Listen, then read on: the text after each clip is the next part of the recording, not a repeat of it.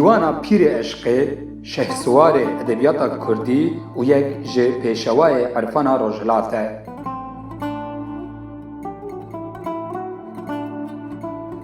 Melayê Cizîrî ustadê edebiyata klasîk ya Kurdî ye.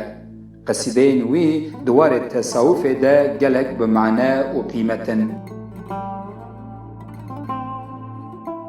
Melayê Cizîrî eger ne bi kurmancî bi zimanekî din binivîsan da qet şibhet tune ku wê li cîhanê bêtir navê wî belav bibûa. Ew edîbê eşqê, dîlan, huner û bêrîkirinê ye û dibêje dil, eşq û evîndar yek e. Mela ji pencereya îlahî li cîhanê mêze dike û her xweşiyê dibîne.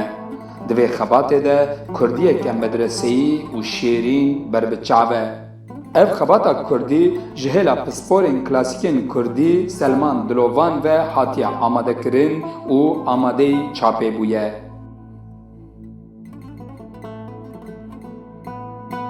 Yek ji xebatên herî ciddî yên li ser Mela ye. Melayê Cizîrî di salên navbera 1507-1640 de jiyaye.